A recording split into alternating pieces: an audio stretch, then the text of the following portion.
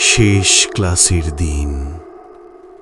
একটা ছোট শহর, নাম শান্তিনগর। শহরটার নামের মতো শান্ত হলেও মানুষজনের মনে একটা ভয় লুকিয়েছিল বহুদিন ধরে। ভয়টার শুরু ২৫ বছর আগে। শান্তিনগর হাই স্কুলের একজন খুবই কড়া কিন্তু সৎ শিক্ষক ছিলেন, প্রিয়াংশু স্যার। তিনি ইংরেজি পড়াতেন, কিন্তু ছাত্ররা তাকে ভয় পেত, কারণ তিনি নকল করলে, মিথ্যে বললে কাউকে ছাড়তেন না। একদিন স্কুলে আগুন লাগে, আর সেই আগুনে আটকে গিয়ে শুনতে পাওয়া যায় তার শেষ চিৎকার। যারা সত্য পালিয়ে বাঁচে তারা আগুনে ফিরে মরবেই।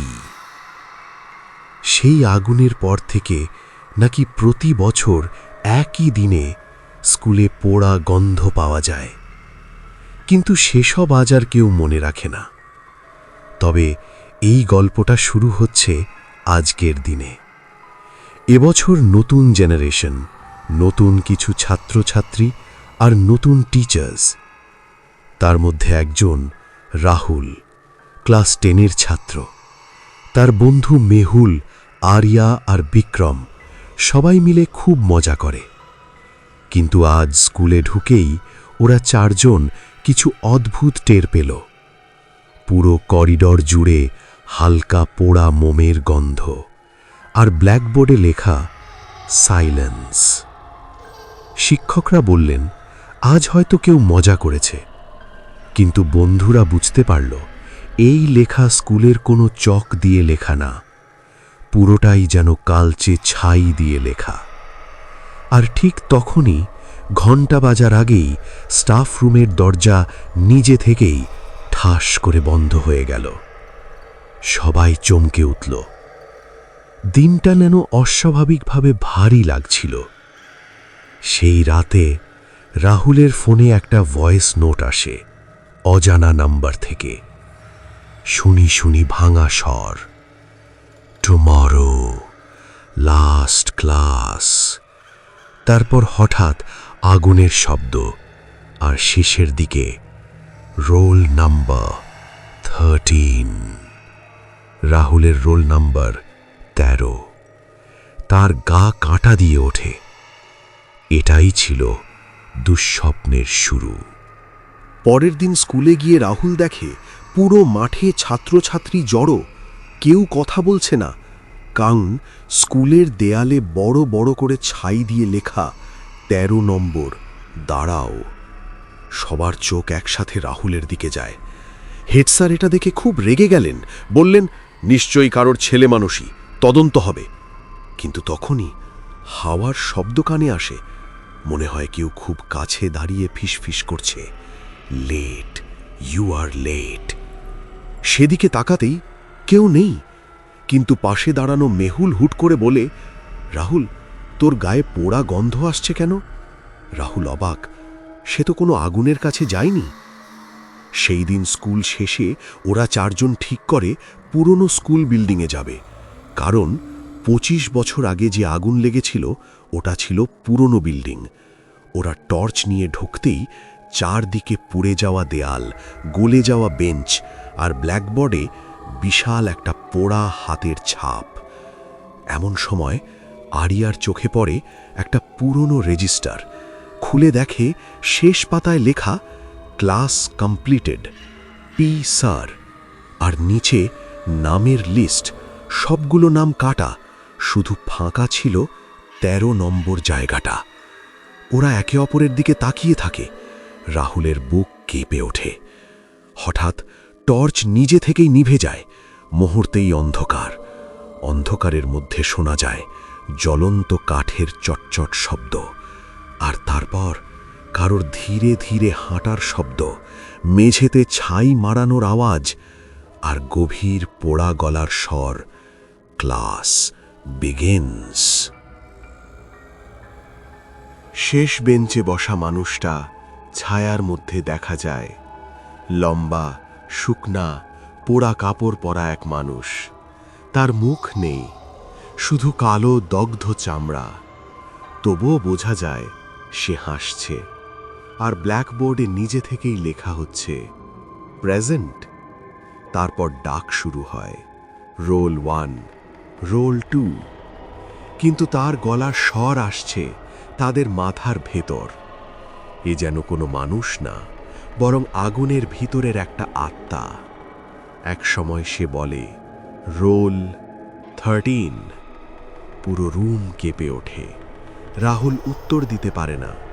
ঠিক তখনই ওর সামনে একটা জলা হাত এগিয়ে আসে, ধীরে ধীরে।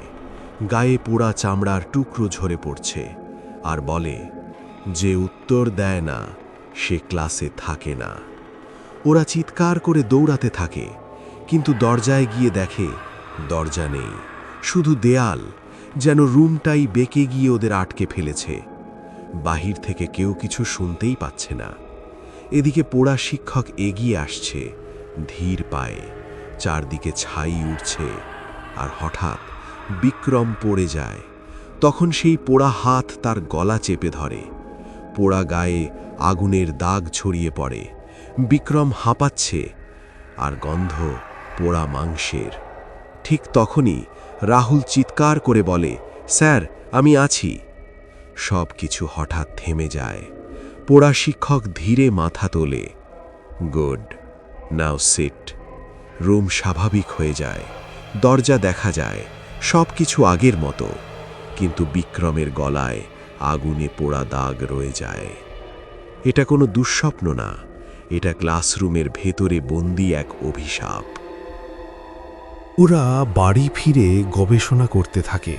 জানা যায় 25 বছর আগে কিছু ছাত্র পরীক্ষায় বড় নকল চক্র চালাত।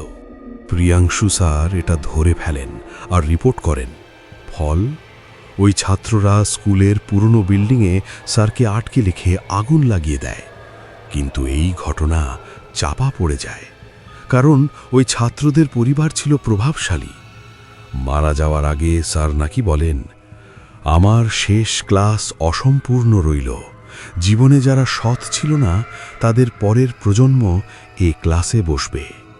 মানে আজকের ছাত্ররা, তাদের পূর্বপুরুষরা ছিল সেই অপরাধীদের কেউ কেউ, এবং রাহুলের পরিবারের সাথেও ছিল সেই কালো ইতিহাস।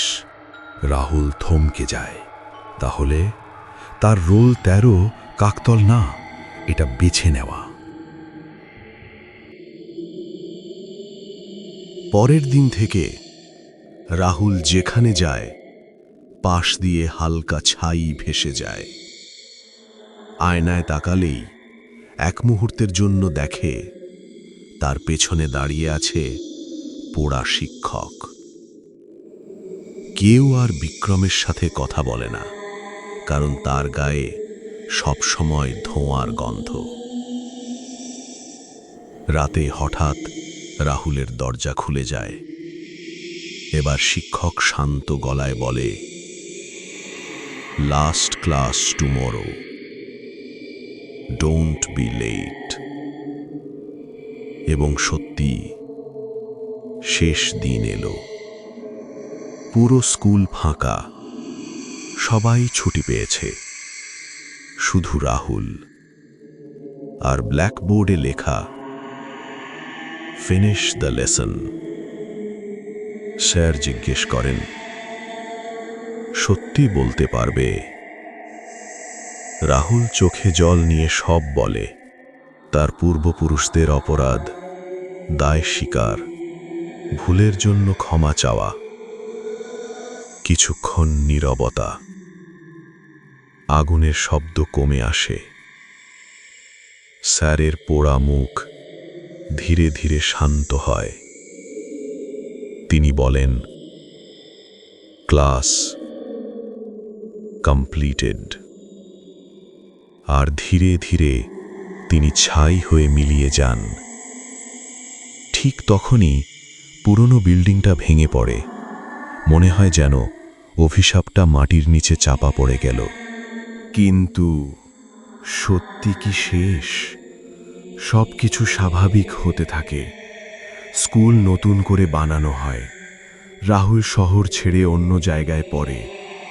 বছর কেটে যায়। একদিন নতুন এক স্কুলে একজন শিক্ষক জয়েন করলেন। নাম প্রিয়াংশু সেন। তার হাতের চামড়া একটু দগ্ধ, আর প্রথম দিন ক্লাসে ঢুকেই তিনি বলেন, রোল নাম্বার 13। রাহুল চুপচাপ দাঁড়িয়ে পড়ে। শিক্ষক ধীরে ঘুরে তাকান। তার ঠোঁটের কোণে একটা অদ্ভুত হাসি, আর খুব আস্তে বলেন, প্রেজেন্ট। ঘন্টা পড়ে যায়, ক্লাস শুরু হয়। আর গল্প এখানেই শেষ না, কারণ কিছু ক্লাস কখনো শেষ হয় না।